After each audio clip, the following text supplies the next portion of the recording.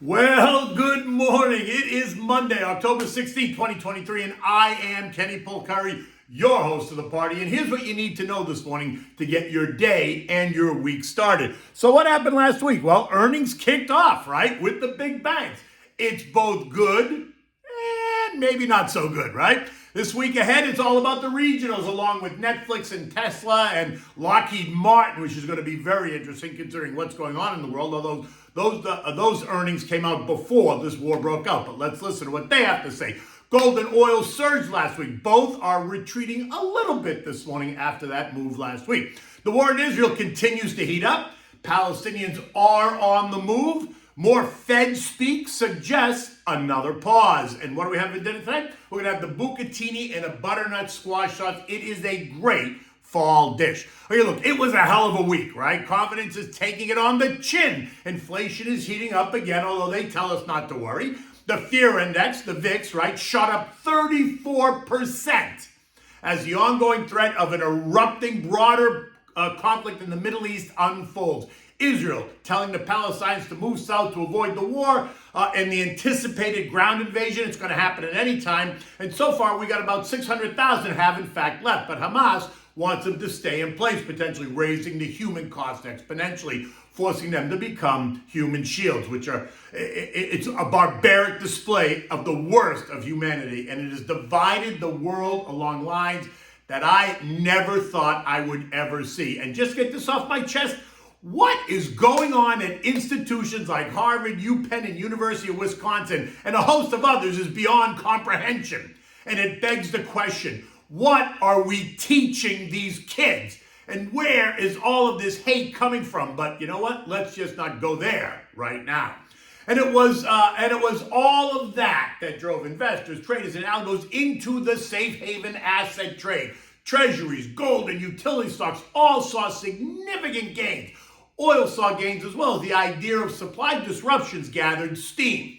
You see, if this war escalates and draws Iran into the fold, we can expect stricter sanctions on Iranian exports, which will reduce supply, as the Saudis and OPEC Plus have not offered to raise production, at least not yet. And that's going to see prices continue to rise. And a sustained rise in oil prices, on top of what we already got, will hurt the global economy even more and ultimately take its toll on the stock markets as it continues to stoke the flames of inflation.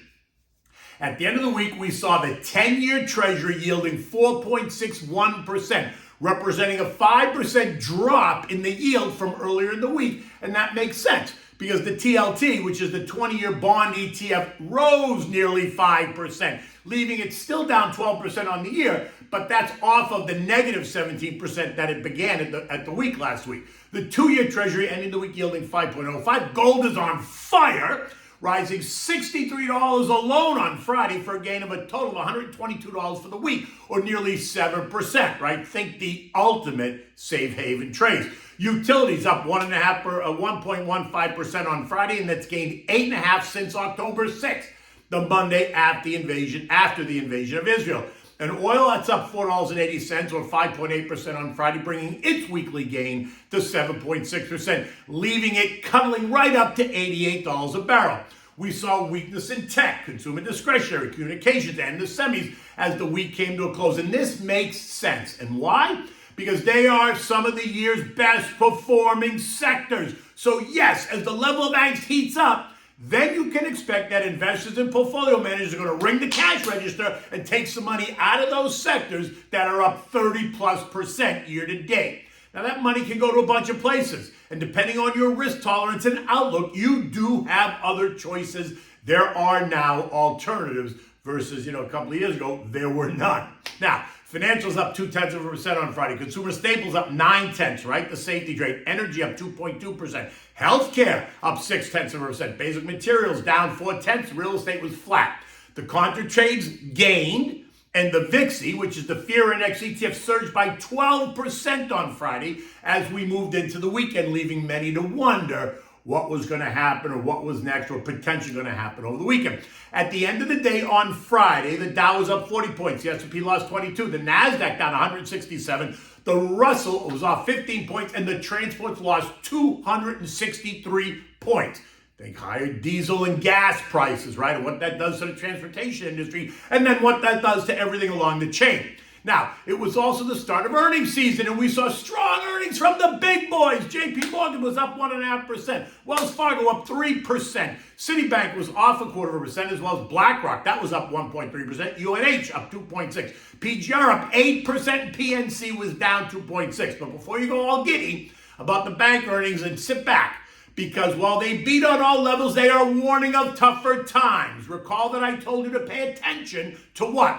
The Loan Loss Reserve Account. Well, if you did, you would see that they're allocating larger chunks of money to this line item because more loans are going bad. Think HELOCs, auto loans, mortgages, revolving credit, and commercial loans. America is spending money like drunken sailors, depleting the piggy bank, leaving some to have to make hard choices about which bills to pay and which bills not to. And rising rates are slamming the commercial real estate market.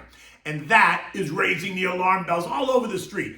Add in the fighting in Ukraine and now Israel-Gaza, with ongoing threats by China to take Taiwan, along with surging government deficits in D.C., and you have the recipe for, not so good, right? JP Morgan CEO Jamie Dimon laying out so that nobody would misunderstand, saying, this may be the most dangerous time the world has seen in decades. Although at the same time, he reveals that they changed their base rate forecast from a mild recession to a soft landing. I mean, dude, are you kidding me? A soft landing? I don't think so. And then you got Citibank CEO Janie Fraser saying that all of these macro dynamics have clearly impacted client sentiment. And that's causing CEOs of listed companies to become increasingly less optimistic about the future than they were even 3 months ago. Do you think? I mean, do you think? Janie, I hear you. Now, the banks have been able to raise rates on loans faster than they chose to raise rates on deposits that they held. In fact, JP Morgan Chase revealed that they're paying a paltry 2.53% on interest-bearing deposits, which is up from 0.75% last year, but well below what you could be earning on your government money market fund at Fidelity. They're paying you 5.1% and leaving you completely liquid, right? With check writing capability, by the way. And if they are forced to up the ante, it's not going to kill them, but it is going to impact their earnings going forward, which only means pay attention to what you hear this week from the smaller regional, less diversified banks, right? PNC, which is not tiny, but it's not one of the big boys, was the first bigger regional to report on Friday. And while they beat on the bottom line, profits slipped year over year and top line revenues also fell short. So they announced that they are cutting 4% of the workforce as they try to control costs. So that's going to be another thing. Is that what we're going to hear from some of these banks? Now, there are no earnings to really report today to speak of, but we're going to get Charlie Schwab tomorrow. Then we're going to get Bank of America, Bank New York, Goldman Sachs, Johnson & Johnson, Prologis, and Lockheed Martin on Wednesday. Later in the week, we're going to hear from Netflix, Tesla, NASDAQ, U.S. Bank, Procter & Gamble, Morgan Stanley, State Street, and so many more. U.S. futures are struggling to move up. Now at 4:30, the Dow futures are up 50, S&P's up 2, NASDAQ down 20, the Russell's up 5. I understand that they've gotten a little bit better, but I had to write this early because I got to get down to Fort Lauderdale by 7 o'clock, so I had to get this out. I realize that so much can change in the next 5 hours, so just pay attention to the headlines as the sun rises over the Atlantic. News that the U.S. is ramping up efforts to tighten the screws on China, further restricting their access to advanced semiconductors and chips, is causing the tech sector to come under a bit of pressure this morning. The U.S. is said to be doing this to prevent China from gaining a military advantage. I don't know, think Taiwan maybe? Now, despite what appears to be a decent start to the earnings season, it was only day one. Street analysts and strategists are bracing for more volatility over the coming weeks as inflation takes root again, becoming even stickier. Oil prices climb and the conflict in the Middle East continues, right? Those are all issues that are going to be front and center. Now, which confirms what I have been telling you all along. If you are in the 20 to 40 age group, you should probably be all in. You've got plenty of time. If you're in the 40 to 55 age group, you might need to adjust your risk level just a bit. And if you're in the 55 plus category, you need to have a well-diversified and balanced portfolio that has a decent dividend yield, and reflects good upside returns, favors a more defensive posture in order to justify the risk of remaining in stocks. It could continue to get rough over the next couple of weeks, but remember, geopolitical issues create short-term chaos and long-term opportunities. You need to have a strong stomach, right? Now, this morning oil is trading down 50 cents at 87.15. Gold is down $8 at 19.22, and the dollar index, which had retreated to a low of 105.70 last week, shot higher on Thursday and Friday and is now holding its own at 106.55.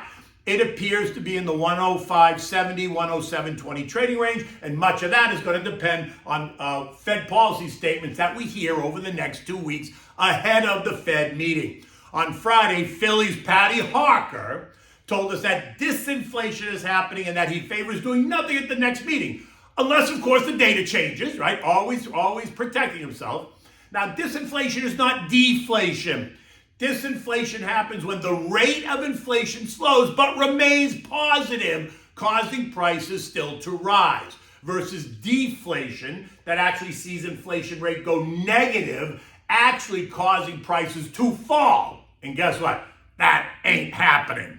European markets this morning were all a bit lower as investors there assess the latest news coming out of the Middle East. Markets across the region are down about 0.4% across the board. There is no economic news to drive the action, so it's all about the geopolitical issues and the start of earnings season across the European continent. The S&P ended Friday at 43.27, down 22 points.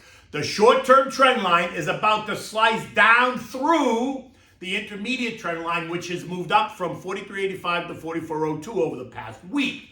And this will suggest that we could see further weakness in the days ahead. Now, this is not the death cross. The death cross happens when the short-term slices through the long-term trend line. But it is a warning shot, leaving us in the 42.20, 4400 trading range. Expect the regional bank earnings to be the next big thing this week that investors are going to focus on for direction.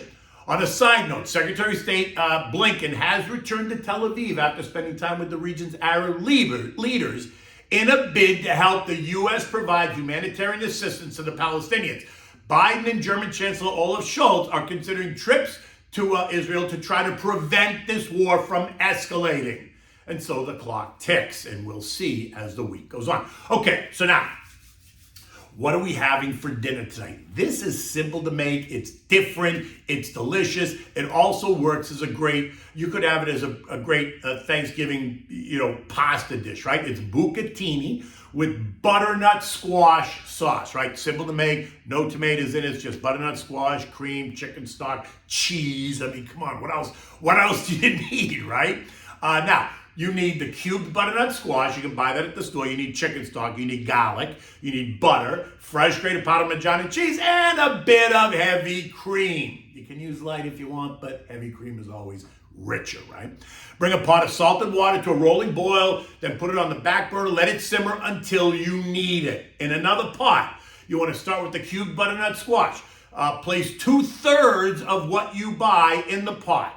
Add the chicken stock, add 3 cloves of crushed garlic and a stick of butter, season it with salt and pepper. Now you want to add enough stock that just covers the squash as this becomes the sauce of the pasta. So you don't want it really super watery, you want it kind of thick, right? So you want the squash just to be underneath the chicken stock. Now, boil it until the squash is soft. Maybe it's 20 minutes. And when it's done, you're going to use a masher. You're going to mash the squash, right? It should be nice and thick. You want to have a thick sauce. Now you're going to add the remaining 1/3 of squash and let it simmer for 15 to 20 minutes, making sure that the new cube pieces have time to cook and soften. This way you get a thick sauce with chunks of squash for the pasta. Now turn the heat off, add a handful or two of fresh grated Parmesan cheese, and like a quarter a cup, a half a cup of heavy cream. Mix it well. So delicious. Now, add the pasta to the pot. Cook that till it's al dente. You know the rules. 8 minutes or so. Strain the pasta. Always reserving a mug full of pasta water just to re-moisten the pasta. Do not soak it in water. You just want it to be moist, right? So pour a little bit in there. Let it just moisten up. The water will get sucked in, right? Now, mix a little bit of the butternut squash, toss it so that it's all coated. When you serve it immediately in warm bowls and add some more of the butternut squash sauce on top. Always have fresh grated Parmigiana cheese on the table for your guests to dust it a little bit more if they want. It's always delicious. You can never go wrong with fresh grated Parmigiana cheese. And again, you would enjoy this with a chilled white wine. And again, like I said, you can use it as a first dish for a Thanksgiving dinner, right? Typically, in an Italian household, we would have raviolis or we'd have lasagna to start. But this is another pasta dish. It's not so filling. It's easy to make. It's colorful. It's kind of fallish, right? Because the butternut squash is that kind of yellowy orange color, and it's reflective of the time of year. In any event, it's Monday morning. It's still dark outside. I got to get down to Fort Lauderdale. Until tomorrow, take good care.